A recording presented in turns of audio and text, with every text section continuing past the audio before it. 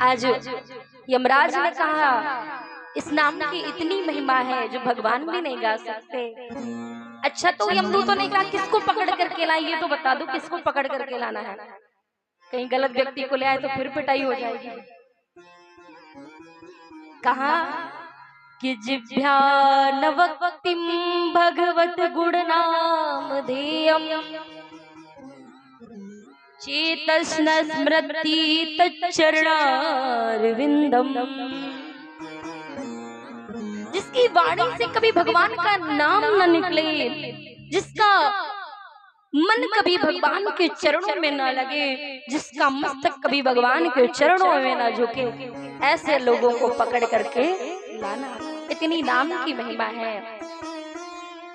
तो जिसको नरक में नहीं जाना ना, वो नाम जपो, क्योंकि ये नाम ही हमें यमराज से बचा सकता है। कि नाम की इतनी महिमा है।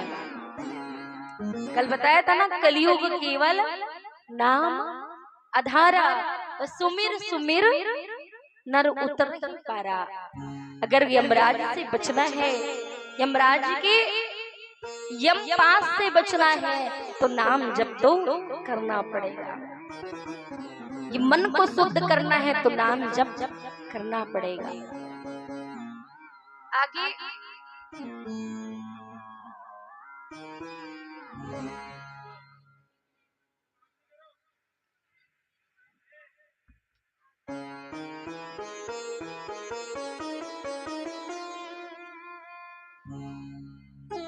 आगे दक्ष प्रजापति की 60 कन्याएं हुई।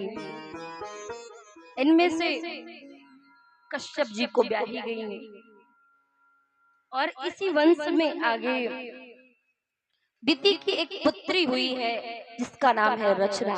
दिति किसकी माँ है? दैत्यों की। अदिति किसकी माँ है? देवताओं की। तो दिति की एक पुत्री हुई जिसका नाम है रचना, और रचना का विवाह तुष्टा मुनि के साथ हुआ। इनकी संतानें हुई हैं विश्वरूप और सन्निवेश। एक बार क्या हुआ, देवताओं के गुरु हैं बृहस्पति भगवान। बृहस्पति भगवान अपने शिष्यों से नाराज होकर चले गए। बिना गुरु के जीवन ठीक से चलता नहीं है, इसलिए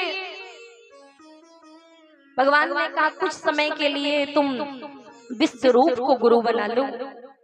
विश्वरूप दैत्यों के वंशज हैं, दैत्य इनके मामा लगते हैं।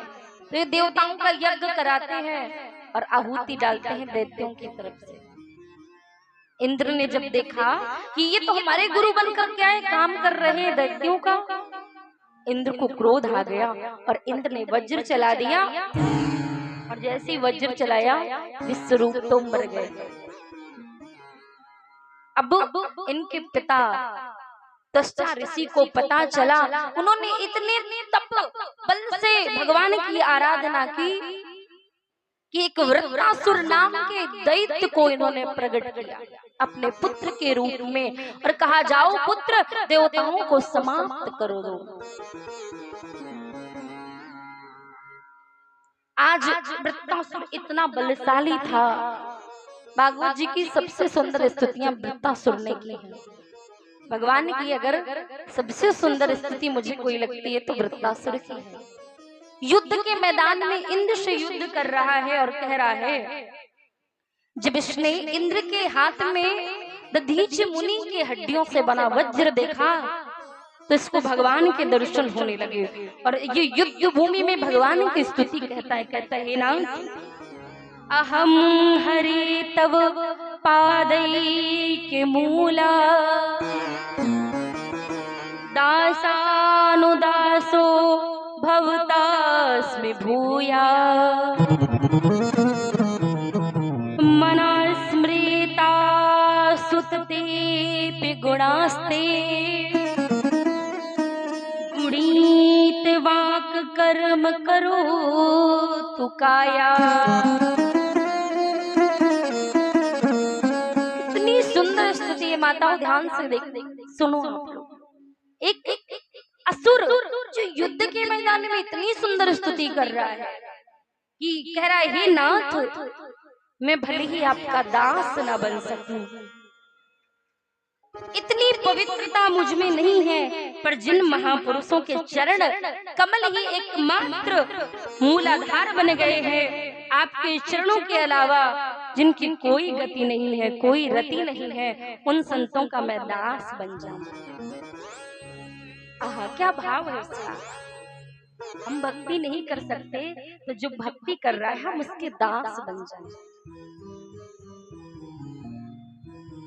अपना दास ना बनाइए, पर जो आपके दास बने हो, मैं उनका दासान उदास बन जाऊं। मान लो ये जो खंबा लगा है आपके सामने, इसमें करंट आ जाए। अब करंट आ जाए तो कोई व्यक्ति खंबा पकड़े हो तो क्या होगा? पकड़ा रहेगा। और दूसरा व्यक्ति उसको छुड़ाने आए, उसको भी करंट। और तीसरा व्यक्ति आ जाए फिर उसको भी करंट। कब तक करंट आएगा? जब तक बटन बंद नहीं हो, स्विच बंद नहीं होगा। उसी प्रकार जो भगवान का दास है, बस उसके चरण पकड़ लो, हम दासान उदास बनते चले जाएंगे। ये कहता है वृत्तासुर। हमें भक्ति नहीं आती, पर जो भक्ति करता है हम उसकी चरण ग्रहण कर ले, उसके चरण पकड़ ले। और दूसरी स्तुति क्या कहता है कि नाक पृष्ठम न चपारमेष्ठम न सर्वभौमं न रसाधिपत्यम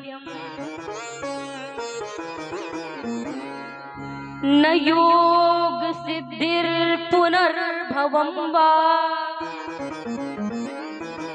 समयंजस्त्वाय विराह कांक्षे।